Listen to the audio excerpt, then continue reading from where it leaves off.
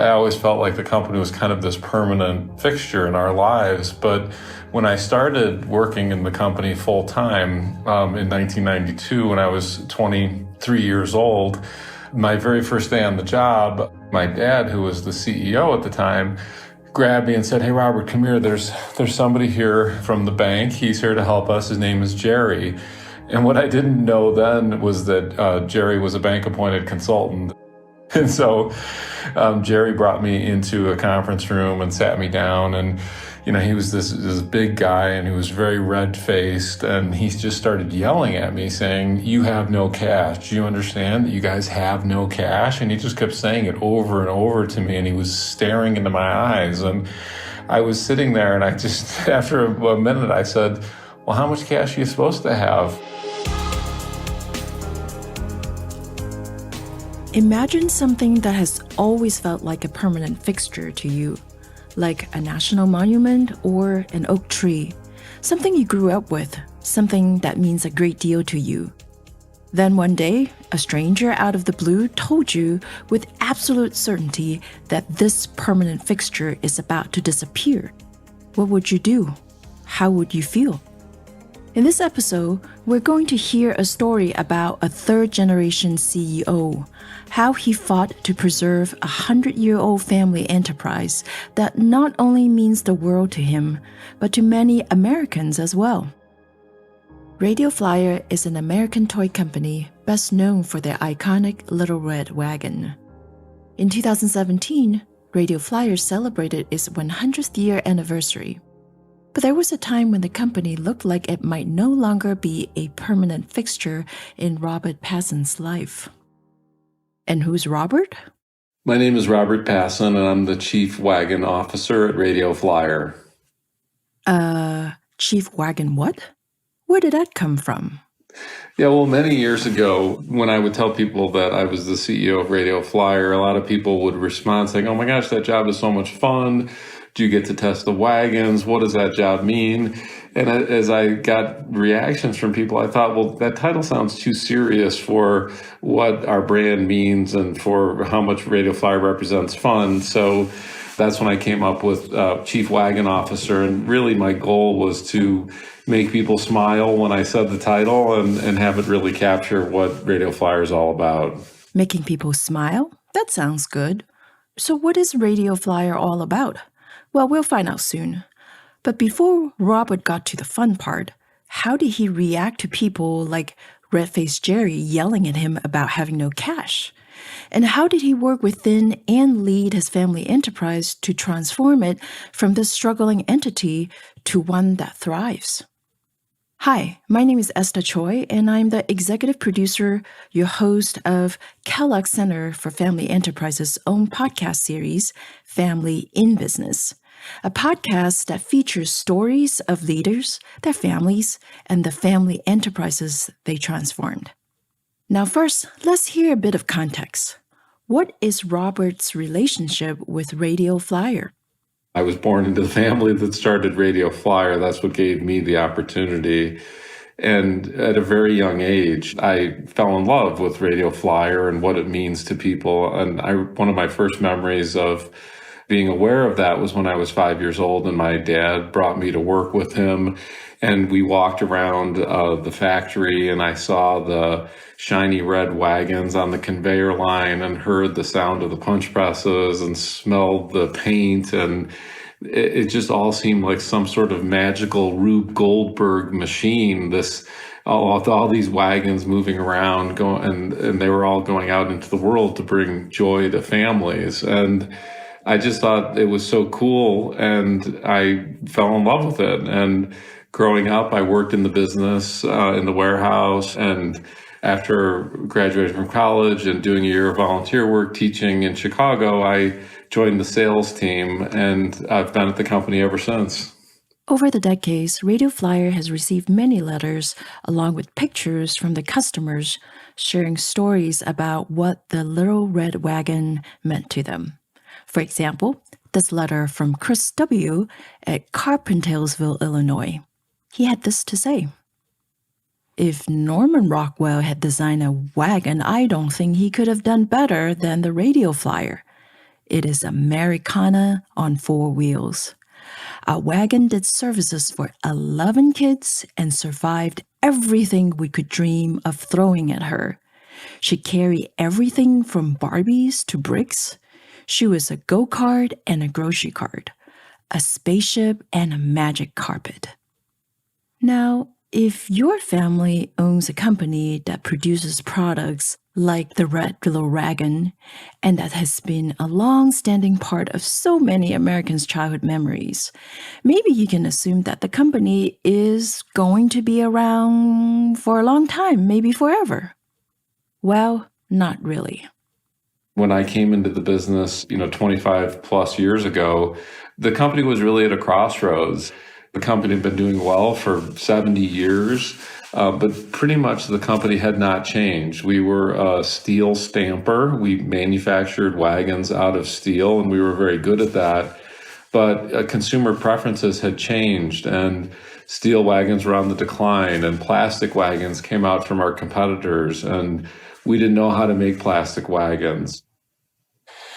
We really got kicked in the gut when competitors came out with 2 new plastic wagons. And as soon as we saw these plastic wagons, we knew we were in trouble because the plastic wagons, you could do things with that material that you couldn't with the traditional steel and wood wagons. Like you could mold in seats for the kids, you could mold in cup holders. And at the time, half of our sales were the Town and Country wagon, which is this red wooden wagon that is very iconic and many, many people grew up with it. In fact, it was our bestseller for 30 years and it was our cash cow. It was half of our sales.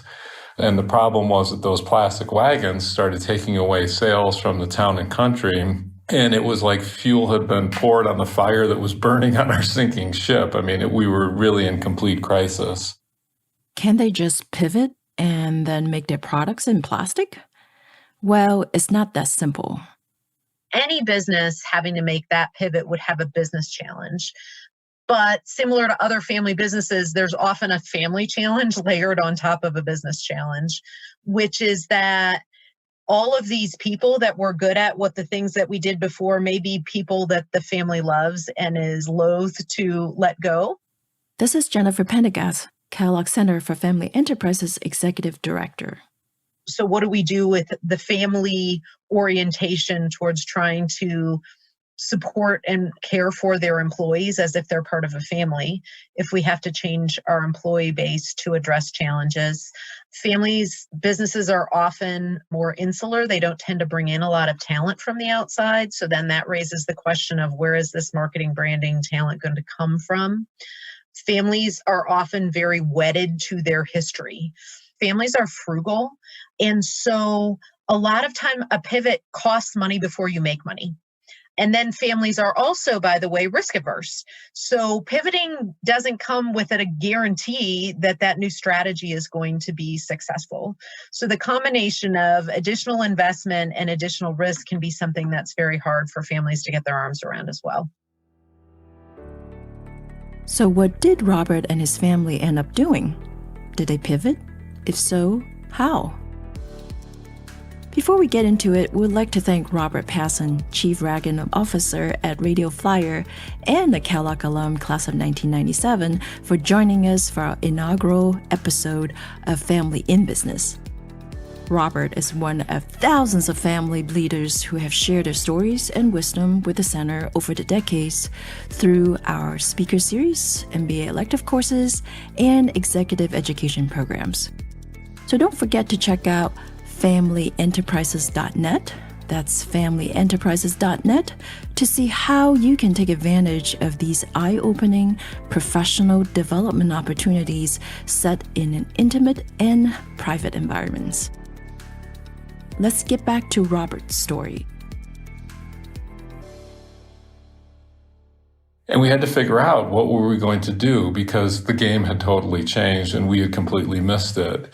But we had a lot of questions that we were asking ourselves, like, how are we going to make a plastic wagon when no one in the company knew anything about plastic? How are we going to design a plastic wagon? Because we didn't have a product development team. We had 2 engineers who were great guys and knew everything there was to know about steel, but they didn't know how to make anything out of plastic. And If we didn't know how to make plastic in our own factory, where would we make it? We had never outsourced a product. We had never made a product outside of our own walls. It was kind of an, existentialist threat to our company. And we had to ask a lot of questions like, what is Radio Flyer? Are we a manufacturer, or are we a product development company, or are we a brand? And what can we be the best in the world at? What can we be best in the world at?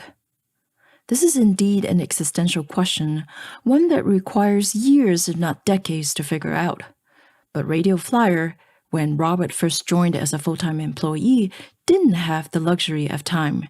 Because there are also people sent by the bank, like red-faced Jerry, yelling at him while delivering bad news at his doorsteps. In 1992, when I was 23 years old, my very first day on the job, I joined the sales department at the time. And at the end of the day, my dad, who was the CEO at the time, grabbed me and said, "Hey, Robert, come here. There's somebody here from the bank. He's here to help us. His name is Jerry." And what I didn't know then was that Jerry was a bank-appointed consultant, which I didn't even know what that meant at the time. And I later learned you don't want one of those because it means you're in trouble. And so Jerry brought me into a conference room and sat me down. And, he was this big guy, and he was very red-faced. And he just started yelling at me saying, "You have no cash. Do you understand that you guys have no cash?" And he just kept saying it over and over to me. And he was staring into my eyes. And I was sitting there, and I just, after a minute, I said, "Well, how much cash are you supposed to have?" And he started laughing because he realized, wow, this kid is totally clueless. He's, just starting out here. But what Jerry later, went on to tell me was that we had a lot of debt, and we weren't making any money, and the company wasn't growing. So we were in this weakened financial condition because for many years we had been making a product line of wheelbarrows that were perfect for manufacturing in our factory, but we didn't have any intellectual property on the products, and we started losing out to competition. And ultimately, we exited that line of products, but it left the company in this weakened financial condition that I walked into. And at the time, it was, the offices were kind of dingy. The people, everyone had been there for a really long time. I think we maybe had one computer in the office. I mean, so it wasn't a vibrant, progressive, creative type of a company at that time. We really had the mentality of a manufacturer in the sense that we thought about, well, what can we make in our factory, and then can we sell it? Versus what do consumers want and expect from Radio Flyer, from our brand. And when we shifted that, it did unlock a lot of potential. This shift in the types of questions Radio Flyer was asking is very significant. Research shows that family-owned businesses tend not to be very entrepreneurial and innovative, but there are notable exceptions. So what does it require of the leaders for these exceptions to happen? Here's Jennifer again. If a family aspires to be around for generations, then the CEO in that scenario needs to be thinking forward about what could put us out of business and how do we make sure that we can still be here. But I still think it takes an unusual person. And I think in Robert, it shows vision, strategic mindset, courage, and also some humility, I think, to be able to say, I'm willing to leave behind what we've done before and figure out, it takes a learning mindset, because he also had to learn how to do something new, right? He didn't know how to lead a company like that. So he put himself at risk as well. And that took, I think, both courage and sort of a learner profile from the leader standpoint as well. We ultimately decided that, the most valuable thing we have is the brand, the Radio Flyer brand, and consumers' relationships with the brand and what it means to them. And the fact that it means adventure and imagination, and people would tell us these wonderful stories about being a kid and being pulled by someone they loved to somewhere that was fun, and imagery like the sun was in my face and I could smell the green grass. And so we said, well, those are the emotional elements of our brand, and how do we then tap into those to create other awesome products that people will really love. And so we really focused on less on being a manufacturer and more on being a product design company that could make those products that could deliver those kind of experiences that people really, really love. If you build it, they'll come, right? No, not necessarily. In fact, the odds stack up quite high against them. Because first of all, what are they going to do with all the assets that they've built up for 70 years that solidified their number one position, but in a market that was fast disappearing? Radio Flyer's transformation was a long, long road of struggles involving closing a factory, laying off employees, and failing at product development many, many, many times. Those were some of the toughest decisions, but there was also a huge, very steep learning curve. I mean, we didn't have a product development team at the company. We had people who knew how to make stuff out of steel, and they were really good at it, and they were great people, but we needed to find designers and engineers who could make products out of plastic and who could make different products that we'd never made before, like tricycles and scooters and other things that kids could ride on. So once we made the decision, it was very clear, but then we had to do a huge amount of work building up the team with the skills and talents that we needed for growth. Was everybody behind such a difficult decision? Well, no, I wouldn't. No, people were not behind the decision, really. I mean, it was a decision. It wasn't just one day, where we said, okay, this is it. We're not going to be in manufacture anymore. I mean, it happened over time. Mm-hmm. But I think through a process of communicating really clearly to people and the fact that, everybody in the company, I had known since I was a kid growing up in the factory and working there and everything. So there was a huge degree of trust. And my dad had always led the company with a tremendous amount of integrity and authenticity. So there was a huge reservoir of trust. And, as we made these changes, we did it as gently as we could and as gradually as we could so that we did things like offered early retirement and severance packages to people as we really started to change out the team and hire people with different talents.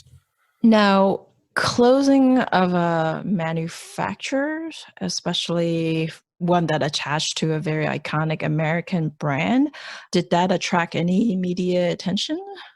Yeah, I mean, we were hoping that it wouldn't, but it did. And when we announced it, since we're not a public company, we didn't have to communicate it, but news got out and there was an article in the Chicago Tribune announcing it. And the day that article ran, so this was in 2004, news crews came to our parking lot to interview people when they were leaving work. And these were people who we had recently communicated were losing their jobs and we were shutting it down. And one of the amazing things I think that happened on that day was that nobody said anything negative about the company or about our family. And I think it's because we had built up a huge reservoir of trust with the people who'd worked in the company. We were very open and transparent with them about why we were doing this. And we treated people with a lot of respect and we were generous in the way that we parted with the people through severance and outplacement and things like that. So it was definitely the worst day of my career having to communicate that. But I think ultimately, while people were really sad, they knew we needed to do it to survive. Robert, his family, and his team survived that day, the worst day of his career. But that day wasn't the end. It was just the beginning of a long road of challenges to transform his family enterprise. For example, Radio Flyer, plastic wagon? Can that really work for Radio Flyer? We didn't even know if a consumer would accept a plastic wagon from Radio Flyer, this traditional classic brand. And we didn't know if our retail customers would buy it either. So we had all these questions. But I knew that if we were going to succeed, we had to go where the consumer was and we had to deliver what the consumer wanted. So we started to just figure it out. And it was a super steep learning curve. We had to find a design firm that could design a plastic wagon. We had to find a manufacturer that could make the plastic wagons for us. And we made a ton of mistakes. I mean, the first one that we came out with, the push-pull wagon, was too small and it didn't sell. And then the second one we came out with was green because one of our competitors' plastic wagons was green. And so we were trying to kind of imitate the competition. That didn't work. The third time we did a plastic version of that town and country wagon that everyone knew, and then sales started to increase and we started to learn. And finally, we came out with our big winner, the Pathfinder, that featured this patented flip-up seats that would create two wagons in one. And that's when we really regained our number one position in wagons. But it took several years of learning and trying and coming out with those plastic wagons until we really figured it out. This whole process, can you guess how long? Have a number in your mind, and then we'll ask Robert to tell us how many years really was several years. I would say 10 years from when we decided that that's what we needed to do to get to a place to have a critical mass of a team that could really start generating a lot of new products. I mean, one of our best sellers for 30 years, the Town and Country Wagon, and it was our cash cow, but it was on the decline. And we really hadn't come out with a big new item since then. Well, now we're developing 20 to 30 new products every year to fuel our growth. So it's a huge change for us. One of the best ways to prepare for and deal with big changes is to surround yourself with peers, people who understand your situations, your challenges, and your dilemma. That's why each year, hundreds of family enterprise leaders gather at our global campuses to learn from one another. For example, Chris Hershen is one of our longtime friends and supporters for Kellogg Center for Family Enterprises. So I'm Chris Hershen. I'm the chairman at my family's business. We call it Hershen Enterprises. When we got to come to governing family enterprises several years ago, I learned a lot from John and maybe more importantly, all the other people in that program and that I've met through the center since then. That's probably been the richest component for us, is all the peer families we've bumped into. When you get family leaders in a room with other family leaders, and the focus is not what I'd call an internal, but an external focus where you're looking around and saying, well, how do you handle and, oh, you deal with this too. It is magic. It just repeats consistently. And the magic that Chris talks about takes place at one of our executive education programs called Governing the Family Enterprise. It convenes twice a year in Evanston, Illinois at our main campus. When you're accepted into the program, you'll be joined by peers from leading family-run organizations around the world, and you'll learn how family governance can help sustain business continuity, family unity, and commitment. Getting through this huge change has paid off. Starting from its founding year in 1917, Radio Flyer has developed more than 100 award-winning products available in over 25 countries. It has also won the Best Workplace numerous times by a wide variety of media outlets such as Fortune's and Chicago Crane Business.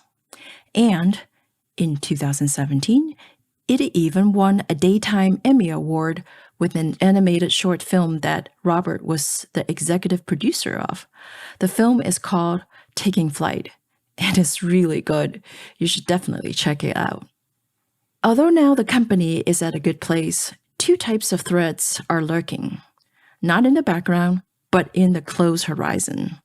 One is the ever-changing landscape of the retail space. And two, well, do kids these days even play outside like their parents and grandparents used to? Can you even peel them away from their digital devices? Yeah, it's an issue we talk about a lot. How do we kind of bridge the digital to the physical? The screens are very, very compelling. I mean, I have 4 kids too, and I've seen the same thing. And so I think, one of the ways that we want to try to stay relevant through that medium is through storytelling and bringing the Radio Flyer brand to life in different ways. And so a couple of years ago, to celebrate our 100th anniversary, we created an animated short film called Taking Flight. And it's this really heartwarming story about a kid who's getting dropped off at his grandpa's house, and he thinks he's going to have this boring day, and they discover the wagon and have all these adventures. And it won an Emmy. So it was a very exciting and we were viewing that as an experiment of how do we kind of get into entertainment and storytelling so that, we can be presenting Radio Flyer through those ways, through either a TV show or a movie or even games that could be on a screen that then could translate from digital to physical. So we haven't quite figured all that out yet, but it's something we're talking about a lot and working on. What can we expect from Radio Flyer in the future of any entertainment piece, anything that we could possibly enjoy? Not really, not yet. It's top secret right now, sorry. One last thing about sort of the future changing landscape in the space, and that is the changing retail or traditional retail space. How does that impact your business, and how are you adapting to it? That's a change. One of the many changes that's a constant is that, the retail landscape has changed through the years. When I think back of, Sears was the huge retailer that was our biggest customer. And then it was Kmart, and then it was Toys R Us and Walmart and Amazon. And so, those changes have always happened. And we've always just had the point of view that we are going to have our products where people want to go and buy them. And so it's our job to figure out how to change. And one of the things about not being a huge company that's really great is that we're very nimble. And so, I remember going to Amazon when they were one building in Seattle and, 20 years ago and first starting to sell them. So we're just always looking for emerging retailers, and we just make sure that we're serving them, and we're going to have our products where people want to buy them.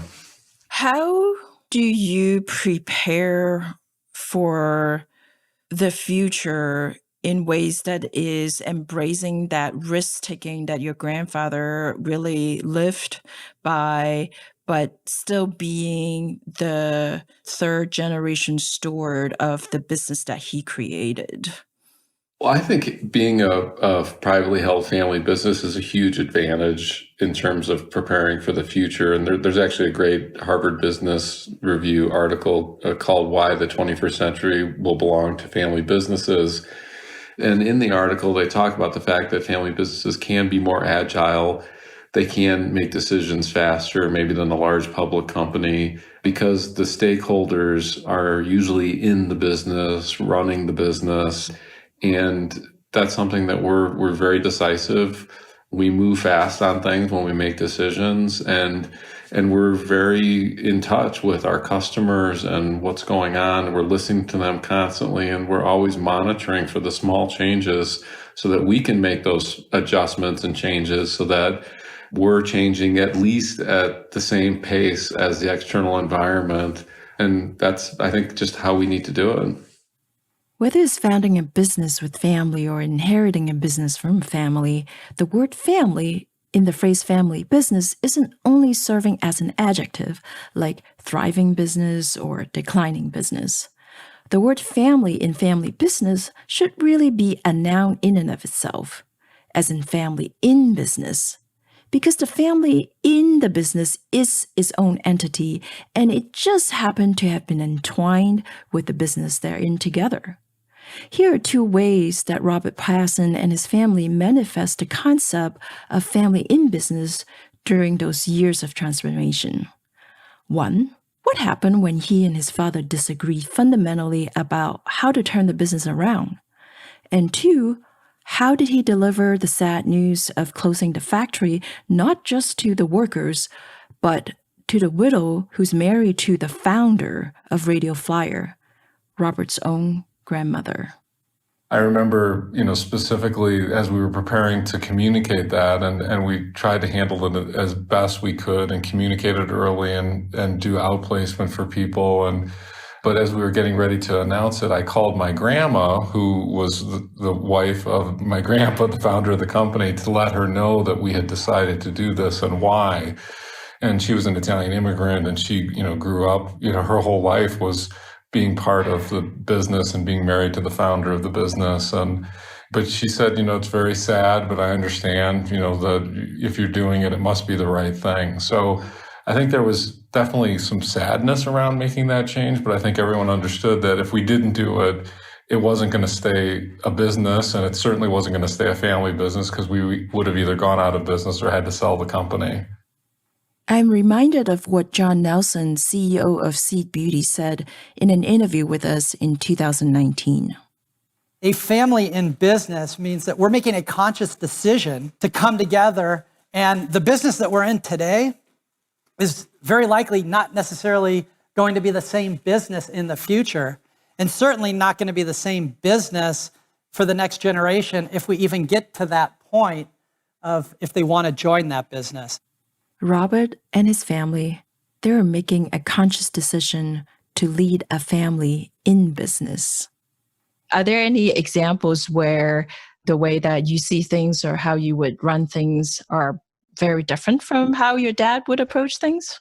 Yeah, the biggest fight that my dad and I ever got in was during those first few years when it was really tumultuous and we were in crisis, and I was kind of running around at times with like a chicken with my head cut off, trying to do anything I could to help the business and to learn. We were approaching our 80th anniversary in 1997, and I saw it as this amazing opportunity to have a PR campaign and tell my grandpa's story about, being this immigrant success story, coming to this country and creating this product. But we did not do any PR. In fact, my dad had told me that if there are ever any PR inquiries, just say no and hang up the phone because he liked his privacy, and that's how he had led the company. And he didn't want the family name, associated with the company name. So I remember when I walked into my dad's office the day that I was going to pitch him on the idea of doing this PR campaign, I pretty much knew what he was going to say because I'd heard a lot of it before. But, I started by saying, "Hey, Dad, I know you don't like PR and you like your privacy." And I remember he leaned back in his chair and he lit a cigar. And I said, "Dad, there's no smoking in the office anymore." And he's like, "No, what are you talking about? Nobody told me about this." But my dad's a very mild-mannered guy, so he continued to smoke a cigar while I pitched him the idea. And I said, the company's struggling. This would be a big shot in the arm for the brand. I want to tell the story of the founding of the company, and I think we should build the world's largest wagon to get attention. And my dad's kind of like, "Are you crazy? What do you want all this publicity for? You're going to have reporters here. They're going to be asking you questions that you don't want to answer about our sales and things like that." And so, we got pretty heated and fired up, and but then, I just kept at him. I didn't. It was pretty relentless, and that's one of the good things about being in a family business. A lot of times, you can maybe push those things farther than you would, and not lose your job if you're a member of the family. So ultimately, my dad just kind of like, "Okay, fine, you can do it, but just leave me out of it. I don't want my story, as part of this PR campaign."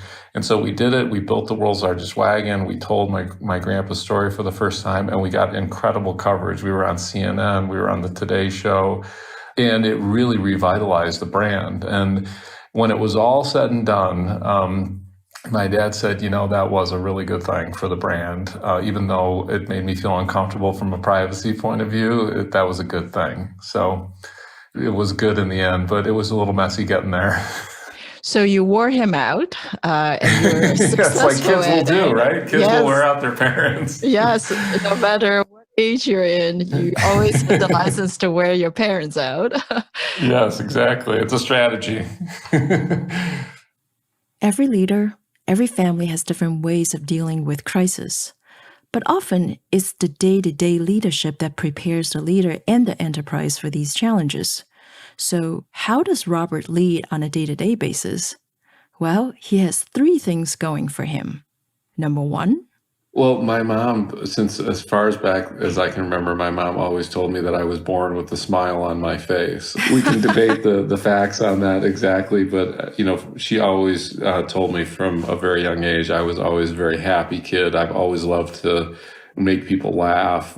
Humor is a huge part of my personality, and it's become a huge part of how I lead the company. And I feel like humor is just such an important part of life. And I think I'm just the person I am at work is the same as the person I am at home. And And so the way I try to bring humor to work is I am myself. But, some of the ways I do that is, we have a big Halloween party every year at the company, and I always try to dress up in a costume that either pokes fun at myself or, celebrates something about Radio Flyer. I laugh a lot with the team. I think it's really important because I think being the head of the company and being the third generation at the company can be a little intimidating to people. And so I think it's important to kind of disarm them and be more accessible through humor. Okay, humor is helpful. Laughing is actually really good for our health. And being able to laugh at ourselves with our team can inoculate us from one of the most common and persistent challenges in product development: failures. Good old-fashioned failures. And here's the second way Robert leads on a day-to-day basis. We have spent a huge amount of money and time and effort on products that failed. I used to kind of beat myself up about it, like, why didn't I see that coming? It seems so clear in hindsight that was a bad product idea.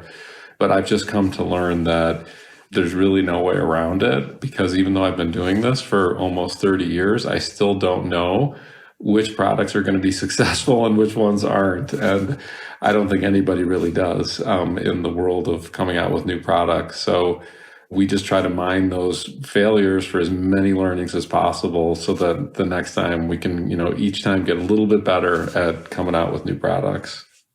Not being too hard on yourself when you failed, incorporating humor are two of the three ways Robert leads. Now, the third way he leads on a day-to-day basis is a little surprising.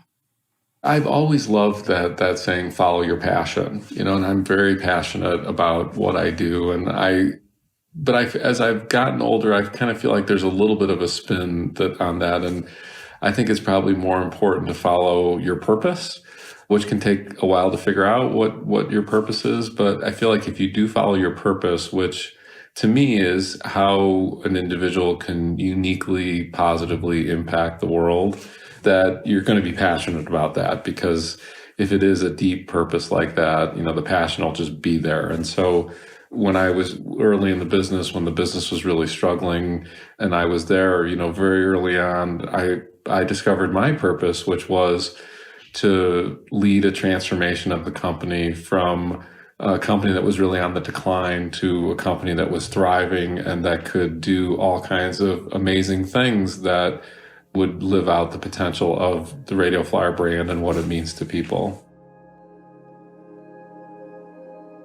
Finding your purpose can take a long time, but when you're with your peers, when you're with people who know and understand your struggles, relate to your values and priorities, and they have stories to share with you, you're all that much more likely to find your purpose. And in turn, that purpose will fuel your passion. Thank you for tuning in to Family in Business, a podcast sponsored by the Kellogg Center for Family Enterprises. Thank you again, Robert Pasin, Chief Wagon Officer of Radio Flyer. Our show is supported and advised by Dr. Jennifer Pendergast.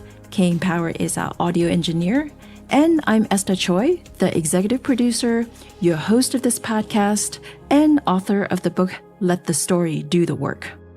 Don't forget to subscribe and rate our show, Family in Business. It really helps others to find our show. Thank you for listening, and let's meet again at the next episode of Family in Business.